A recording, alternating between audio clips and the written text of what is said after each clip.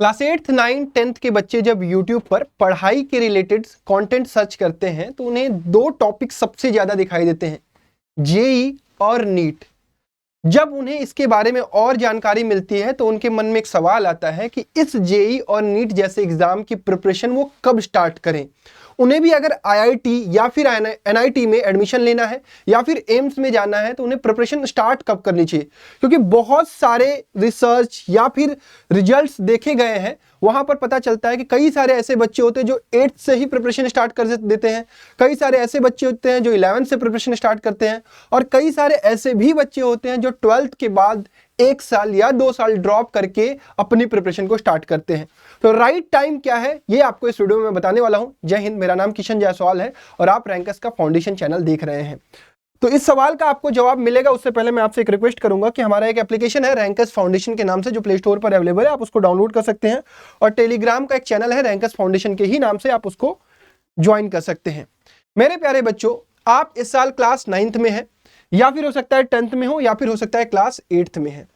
अगर मैं 9th में अगर आप हैं, 2024 में आप 9th का पेपर दे रहे होंगे, 2025 में आप 10th का बोर्ड दे रहे होंगे, 2026 में आप 11th में होंगे, और 12th आप 2027 में आप जेई या फिर नीट अटेम्प्ट कर रहे होंगे। तो ये वीडियो जो भी बच्चे देख रहे हैं उनका टारगेट क्या है, वो जेई 2026 देने वाले हैं, या फिर जेई 2027 देने वाले हैं, या फिर नीट 2027 देने वाले हैं, या फिर अगर कोई क्लास 8th का बच्चा देख रहा है तो क्या वो 2028 में जेई या नीट दे रहा होगा, उसके बारे में वो कमेंट करे, क्योंकि इससे मुझे आइडिया लगेगा कि आप ये वीडियोस देख रहे हैं तो यानी आपके मन में ये सवाल बन रहा है, उसका मैं जवाब देने वाला हूं। तो मेरे प्यारे बच्चों, आप 2023 से 2024 में जा रहे हैं। कुछ बच्चे 8th से 9th में जाएंगे, कुछ बच्चे 9th से 10th में जाएंगे, और कुछ बच्चे 10th से 11th में जाएंगे। और उनके मन में यही सवाल आता है कि भैया क्या अब मुझे प्रिपरेशन स्टार्ट कर देनी चाहिए। देखिए, जब बच्चा 8th से 9th में जाता है तो उसके पास एक फेज आता है, ये 8th से 9th के बीच का गैप, जहां पर उसके पास पूरा का पूरा फ्री टाइम होता है अपने आप को चेक करने का कि उसे क्या करना है। तो वहां पर उसके ऊपर प्रेशर नहीं होता है 9th में क्या करना है, क्योंकि उसे पता है कि उसे सारे सब्जेक्ट पढ़ने हैं। चाहे मैं मैथ की बात करूं, चाहे मैं साइंस की बात करूं, चाहे मैं एसएसटी की बात करूं, हिंदी की बात करूं और इंग्लिश की बात करूं। क्लास 9th और 10th में आपको ये 5 के 5 सब्जेक्ट पढ़ने हैं। तो क्या उसे 8th से 9th में जब वो जा रहा है तभी प्रिपरेशन स्टार्ट कर देनी है, या फिर अगर बच्चा क्लास 9th से 10th में जा रहा है, उसने 9th में कोई भी ऐसी सीरियस प्रिपरेशन जेई की नहीं की है, अभी तक फिलहाल वो क्या कर रहा है, बोर्ड एग्जाम, अपने स्कूल के एग्जाम की प्रिपरेशन कर रहा था। आप लोग कर रहे हो अपने स्कूल के एग्जाम की प्रिपरेशन? अगर आप अपने स्कूल के एग्जाम की प्रिपरेशन कर रहे होगे तो आपका एनुअल एग्जाम भी आने वाला होगा।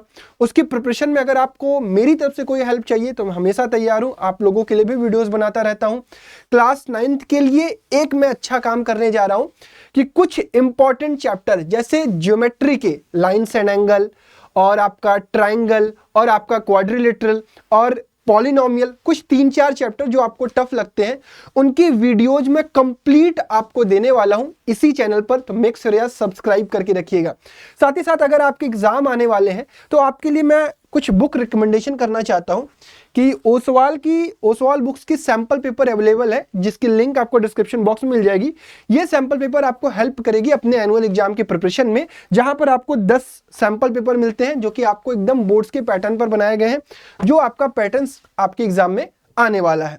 तो अब हम आते हैं अपने टॉपिक पर। आप अपने बोर्ड की प्रिपरेशन तो साथ ही साथ करते रहते हो, चाहे 8th का बच्चा हो, चाहे 9th का बच्चा हो, चाहे 10th का बच्चा हो, लेकिन अगर उसे जेई की प्रिपरेशन करनी है या फिर नीट की प्रिपरेशन करनी है तो उसे क्या करना है और कब करना है, सवाल आपका ये है। तो जब आप 9th से 10th में एंट्री करते हो, देखिए एक तो सबसे अच्छा टाइम है यहां पर डिसाइड करने का कि अगर मुझे 9th से जेई की प्रिपरेशन करनी है या फिर नीट की प्रिपरेशन करनी है, तो मुझे एकदम अपने दिमाग में फिट करा लेना है कि हाँ अब मैं सीरियस होऊंगा। तो अब बच्चा क्या सोचता है, क्या 9th में 11th का कंटेंट पढ़ने लगूं, 10th में हम 12th का कंटेंट पढ़ने लगे? नहीं, यही गलती आपको नहीं करनी है। अगर कोई बच्चा 9th में जो कि सीरियसली प्रिपरेशन नहीं कर रहा था इस तरीके के कंपटीशन की, वो क्या करे, क्या वो 10th से सीरियस हो जाए, या फिर वो बच्चा जो क्लास 10th में इस बार बोर्ड्स देने वाला है वो 11th से सीरियस होकर प्रिपरेशन करे? एक एक करके सारी बातों को समझते हैं। देखिए, सबसे सुनहरा टाइम है 8th से 9th में जाने वाले बच्चों की, ठीक है। अगर बच्चा 8th से 9th में जा रहा है तो उसे यहाँ पर डिसाइड करना है, और डिसाइड जरूरी नहीं है कि आप अभी ही फाइनल डिसाइड कर लें कि मुझे जेईई ही करना है या फिर नीट ही करना है। अब देखिए कई सारे बच्चों के पेरेंट्स उनको हेल्प करते हैं कि आपको क्या करना चाहिए, फोर्स नहीं करना चाहिए, उन्हें समझाना चाहिए कि आपको जेईई करना है या नीट करना है उनके इंटरेस्ट के अकॉर्डिंगली। तो अगर मान लीजिए आपको जेईई करना है तो आपका प्राइमरी फोकस कहाँ होना चाहिए, मैं बात कर रहा हूँ केवल प्राइमरी फोकस की। फोकस आपका सब सब्जेक्ट पे होना चाहिए। आपका प्राइमरी फोकस होना चाहिए मैथ, फिजिक्स, केमिस्ट्री, और एक मैं एक्स्ट्रा सब्जेक्ट बता रहा हूँ मेंटल एबिलिटी। ठीक है, ये 4 चीजों पर आपका प्राइमरी फोकस होना चाहिए। ठीक, अब मैं बात करता हूं जो बच्चों के मन में आ जाता है कि भैया मुझे 9th से अपने नीट पर ध्यान देना है, तो उन्हें मैथ, फिजिक्स, केमिस्ट्री, बायोलॉजी और मेंटल एबिलिटी। अब आप कहोगे भैया नीट में मेंटल एबिलिटी और मैथ का क्या यूज है और जेईई में मेंटल एबिलिटी का क्या यूज है। देखो बेसिकली जो 12th में आपको एक कंपटीशन बीट करना है जेईई या नीट जैसा, वो इतना आसान नहीं है जितना आपको समझ में आ रहा है अभी, जितना आप सोच पा रहे हो, या फिर उतना भी टफ नहीं है जितना आप इमेजिन कर रहे हो। ये कंपटीशन है, यहां पर खेल ब्रेन का है। आपको सबसे पहले अपने ब्रेन को बहुत स्ट्रांग करना पड़ेगा। आपको ये 2 चीज तो बहुत हद तक स्ट्रांग होना चाहिए, मैथ और मेंटल एबिलिटी। मैथ और मेंटल एबिलिटी दोनों ही स्टेजेस के लिए, चाहे वो जेईई हो चाहे वो नीट हो। तो 8th से 9th में जाने वाला बच्चा इन 4 सब्जेक्ट पर बहुत बेहतर तरीके से ध्यान देगा। अब भैया क्या मुझे 9th के सब्जेक्ट पर ध्यान न देकर 11th के सब्जेक्ट्स को पढ़ना चाहिए? नहीं। इसका मैं एक आपको एग्जांपल देता हूं। क्लास 9th में आपको क्या क्या पढ़ाया जाता है? मैथ्स की मैं बात करता हूं। इसमें आपको नंबर सिस्टम पढ़ाया जाता है, इसमें आपको अलजेब्रा थोड़ा पढ़ाया जाता है, इसमें आपको कोऑर्डिनेट बिल्कुल बेसिक पढ़ाया जाता है, इसमें आपको ज्योमेट्री बहुत अच्छे से पढ़ाई जाती है, और इसमें स्टैटिस्टिक्स और प्रोबेबिलिटी पढ़ाई जाती है, इसमें आपको मेंसुरेशन पढ़ाया जाता है। बेसिकली यही 6-7 यूनिट है। जब आप 10th में जाओगे तो एक और यूनिट ऐड हो जाएगा, दैट इज ट्रिगोनोमेट्री। ठीक है, तो आपको करना क्या है कि जैसे ये मैथ के 6 यूनिट है, तो इन 6 यूनिट को आपको बहुत अच्छे तरीके से करना है। यही नहीं, आपको इनसे रिलेटेड जितने ज्यादा से ज्यादा प्रॉब्लम्स होंगे उनकी प्रैक्टिस करना है। जब आप 11th में जाते हो तो यहां पर आपको क्या क्या मिलता है? अलजेब्रा मिलता है, आपको कैलकुलस मिलता है, आपको वेक्टर एंड 3D मिलता है, आपको स्टैटिस्टिक्स एंड प्रोबेबिलिटी मिलता है, आपको कोऑर्डिनेट ज्योमेट्री कंप्लीट मिलता है। यानी इन्हीं सब चीजों का एक्सटेंडेड वर्जन होता है। तो ये नहीं करना है कि कई सारे बच्चे मुझे चैट उस पर टेलीग्राम पर मैसेज करते हैं कि भैया मैं 8th में हूं, मैंने 10th का सिलेबस खत्म कर दिया, क्या मैं अभी 11th का स्टार्ट कर दूं? भैया मैं 9th में हूं, मैंने 9th 10th खत्म कर दिया, मैं 11th का स्टार्ट कर दूं? तो मेरी उन सभी बच्चों से यही रिक्वेस्ट है कि अगर आप जिस क्लास में हैं, आप सबसे पहले अपने लेवल की चीजों को बहुत स्ट्रांग तरीके से कंप्लीट करिए। जब आपका स्ट्रांग तरीके से कंप्लीट हो जाए तो और कंपटीशन की बुक, जैसे मैथ में मैं रिकमेंड करता हूं क्लास 8th 9th 10th के बच्चों को पियर्सन लगाइए, उसमें आपको बहुत अच्छे अच्छे प्रॉब्लम्स मिलते हैं। तो इस तरीके की बुक्स जब आप लगाते हो तो आपको क्वेश्चंस बहुत सारे मिलते हैं प्रैक्टिस करने के लिए। तो 8th से 9th में जाने वाला बच्चा, चाहे मैं मैथ्स की बात करूं, इसी प्रकार फिजिक्स में उसे मैकेनिक्स पर बहुत ज़्यादा ध्यान देना है, बहुत अच्छे तरीके से। कुछ चैप्टर्स जो डिलीट हो चुके हैं, अगर आप अच्छे कोचिंग में होंगे तो वहां पर वो सारी चीजें भी पढ़ाई जाएंगी। जैसे हीट एंड थर्मो का बेसिक्स आपको सिखाया जाएगा, साउंड आपको थोड़ा बहुत पढ़ाया जाएगा, क्योंकि ये सारी चीजें डिलीटेड होती हैं, फिर भी आपको वो टीचर्स पढ़ाते हैं ताकि आपको नॉलेज हो सके। सिमिलरली केमिस्ट्री में आपको बेसिकली केवल फिजिकल केमिस्ट्री पढ़ाई जाती है, तो आप अपने फिजिकल केमिस्ट्री पर ध्यान दीजिए। तो इस तरीके से आपको केवल अपने बेसिक्स पर ध्यान देना है। ठीक है, आप हमारे प्ले स्टोर के उस पर जाएंगे ऐप पर, वहां पर भी हम जेईई नीट प्री फाउंडेशन के कोर्सेज भी प्रोवाइड करते हैं, तो वो आप चेक कर सकते हैं। अब मैं इंपॉर्टेंट बात करता हूं 9th से 10th में जाने वाला बच्चा। इसने तो वो गलती कर दी है कि भैया मैंने 9th में कुछ भी ध्यान नहीं दिया है, मेरा 9th भी खराब हुआ है। तो उसके पास एक फेज है, इन दोनों के बीच में एक गैप है। 10th स्टार्ट आपका अप्रैल में होता है, आप अप्रोक्सीमेटली फेब मार्च में आप 9th फिनिश कर रहे होगे।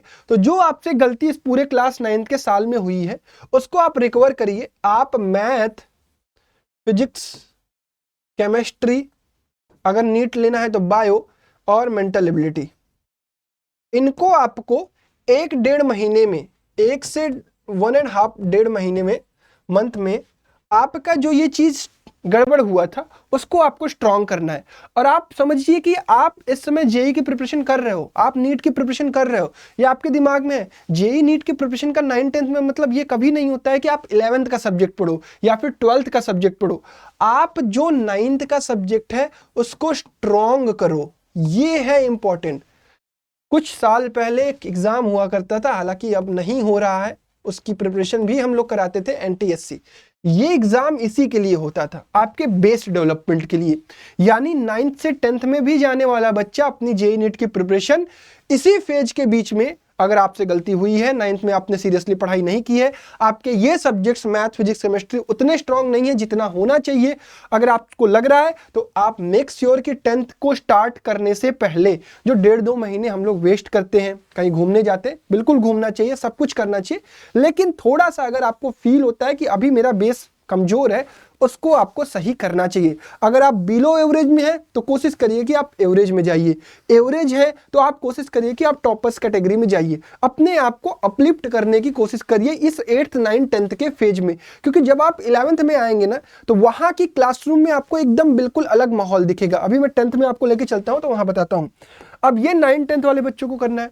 अब 10th वाला बच्चा क्या करे, जो भैया 10th से 11th में जा रहा है, उसके पास तो भैया बोर्ड्स है, वो अभी बोर्ड्स पर फोकस करने वाला है, तो क्या भैया बोर्ड्स का फोकस हटाकर वो तुरंत जेईई नीट जैसे सब्जेक्ट्स पर फोकस करना शुरू करे? बिल्कुल नहीं, उसे प्राइमरी फोकस अभी बोर्ड्स पर करना चाहिए। मैं नहीं चाहता हूं कि आपका बोर्ड्स का रिजल्ट खराब हो, आप बिल्कुल स्कोर करिए, 85 स्कोर करिए, 90 स्कोर करिए, 95 स्कोर करिए, जितना आपकी इच्छा है वो स्कोर करिए। लेकिन जब आपका एक बार बोर्ड्स कंप्लीट हो जाए तो एक बार कुछ ना कुछ ब्रिज कोर्स करिए। ये ब्रिज कोर्स क्या होता है, मैं किसी कोर्स का प्रमोशन नहीं कर रहा हूं। ब्रिज कोर्स ये होती है, जैसे आप 10th से 11th में जा रहे हैं, आप बिल्कुल देखेंगे कि आपके पूरा का पूरा फेज चेंज होने वाला है। आप 10th में आप बहुत सारे सब्जेक्ट पढ़ रहे थे, जब आप 11th में जाएंगे तो आप केवल और केवल मेजर सब्जेक्ट पढ़ेंगे, फिजिक्स, केमिस्ट्री या फिर मैथ या फिर बायो, ठीक है। इसके साथ आपका हिंदी और इंग्लिश होता है, लेकिन वो माइनर सब्जेक्ट होता है जो कि उतना इंपॉर्टेंट नहीं होता है। आपके लिए ये इंपॉर्टेंट है जेईई और नीट के लिए, तो आपके लिए ये चेंजेस होने वाले हैं। तो उन्हें क्या करना चाहिए, इस ब्रिज कोर्स के थ्रू, ये कोई कोर्स नहीं है, ब्रिज कोर्स एक प्लेटफॉर्म है जो कि आपको 9th, 10th के सब्जेक्ट्स को जोड़ता है 11th के सब्जेक्ट से, 11th के चैप्टर से। तो ये करने से आपको हेल्प ये होगी कि आपका एक बार जो बेस गड़बड़ हुआ था 9th और 10th का, ये गड़बड़ हुआ था, ये आपका सही होने लगेगा। तो यानी जो बच्चा 10th से 11th में मूव कर रहा है, प्राइमरी फोकस उसे अपने बोर्ड्स पर करनी चाहिए। वो 11th में जाने से पहले एक बार जरूर अपने पूरे बेसिक्स पर, 8th, 9th, 10th का जो भी बेसिक्स था, जैसे उसे बेसिक परसेंटेज भी आना चाहिए, उसे 9th का नंबर सिस्टम अच्छे से आना चाहिए, उसे 9th का ज्योमेट्री बहुत अच्छे से आना चाहिए, 10th की उसे ट्रिग्नोमेट्री अच्छे से आनी चाहिए, फिजिक्स में जैसे मैकेनिक्स वाला पार्ट्स बहुत अच्छे से आना चाहिए, 10th का ऑप्टिक्स वाला पार्ट्स उसे बहुत अच्छे से आना चाहिए, ऑप्टिक्स यानी लाइट वाला, 11th का इलेक्ट्रिसिटी, मैग्नेटिज्म वाला पार्ट उसे अच्छे से आना चाहिए। क्यों? क्योंकि जब आप 11th में जाओगे, 11th 12th में जाओगे तो फिजिक्स में आपको यही सारे एक्सटेंडेड टॉपिक्स मिलते हैं। 9th का एक्सटेंडेड वर्जन आपको 11th में मिलता है और 10th का एक्सटेंडेड वर्जन आपको 12th में मिलता है। यही रियलिटी है। आप जो 9th 10th की चीजें आप उतनी सीरियसली नहीं पढ़ रहे थे, उसे आपको फिर से अच्छे तरीके से और एक्सपेंड करके पढ़ाया जाएगा। 10th में जैसे आपको कार्बन एंड इट्स कंपाउंड पढ़ाया जाता है, वही आपको कंप्लीटली अब आपको मिलने वाला है, एक पूरा का पूरा stream, that is organic chemistry. वहां पर आपको बहुत सारी नई नई चीजें सिखाई जाएंगी कंपाउंड्स के बारे में। अब जो आप पढ़ रहे थे, जैसे एटम्स एंड मॉलिक्यूल पढ़ रहे थे, मोल कॉन्सेप्ट पढ़ रहे थे, वही 11th में जब जाओगे तो तुम्हें मिलेगा फिजिकल केमिस्ट्री। वहां पर एक पूरा स्ट्रीम होगा फिजिकल केमिस्ट्री का। सिमिलरली आपको इनऑर्गेनिक केमिस्ट्री मिलेगी। तो यानी चीजें आपके लिए अब बड़े लेवल पर आने वाली है। तो अगर आपको जेईई नीट की प्रिपरेशन स्टार्ट करनी है तो ये जो फेज है 9th 10th के बोर्ड्स के बाद और 11th की स्टार्टिंग से पहले, अपने आप को एक बार फिर से किसी भी कोर्स के थ्रू, किसी भी ऑनलाइन प्लेटफॉर्म के थ्रू अपने आप को एक बार फिर से मजबूत बनाने की कोशिश करिए। वो 9th-10th का पार्ट जो आपका कमजोर रह गया है, जहां पर आपको फील होता है कि यार मेरे बेसिक्स अभी ट्रिग्नोमेट्री के बहुत स्ट्रांग नहीं है, उसको स्ट्रांग करने की कोशिश करिएगा। ठीक है, तो ये सारा का सारा काम आपको करना है। अब ये सारा का सारा काम अगर करके आप जब 11th की क्लास में जब एंटर करेंगे, अब जब आप 11th की क्लास में एंटर करते हैं तो आप देखते हैं कि आप कोई ऑनलाइन या फिर कोई आप अच्छी ऑफलाइन कोचिंग में जाते हैं। अब ऑफलाइन कोचिंग में आपका स्टार्ट होता है जेई का असली प्रिपरेशन, यानी जेई की जो रियल प्रिपरेशन है, जहां से एग्जाम में सवाल आएगा वो यहां से होगा। जेई या नीट का सिलेबस यहां का होगा। तो भैया हम 8th 9th 10th में कर क्या रहे थे? हम 8th 9th 10th में इसकी एंट्री के लिए प्रिपरेशन कर रहे थे। हम अपने आप को मजबूत बना रहे थे। ऊंची इमारत खड़ी करने से पहले हमें जमीन के अंदर बढ़िया बेस बनाना होता है। बेस में जाके कोई रहता नहीं है, लेकिन वही बेस हेल्प करता है उस ऊंची इमारत को खड़ा रहने में। तो मेजर काम आपका 8th 9th 10th का ये है। ठीक है, तो ये मेरी तरफ से था आप सभी लोगों के लिए कि आपको एक अच्छे तरीके से पता होना चाहिए कि अगर बच्चा 8th से 9th में जा रहा है तो उसे कब क्या करना है, 9th से 10th में जा रहा है तो उसे कब क्या करना है, और 10th से अगर 11th में जा रहा है तो उसे कब क्या करना है। ठीक है, तो उम्मीद करता हूं कि आपको सारी चीजें समझ में आई होंगी। और जब आप 11th में एंटर करोगे, दुनिया के किसी भी कोने से आपके कोचिंग में बच्चे आए होंगे, वो कितना भी तेज होंगे, अगर आपका बेस अच्छा होगा तो आप क्लास में लर्निंग आपको बहुत अच्छी मिलेगी, आपसे चीजें याद बहुत अच्छे तरीके से होंगी, आपको सवाल लगाने आता होगा, फिर आपको सिलेबस पढ़ाया जाएगा 11th का 12th का, वहां जाकर आपकी जेई और नीट की प्रिपरेशन होगी। ठीक है, that's all from my side. Thank you so much. Make sure like this video. Jai Hind. Best of luck.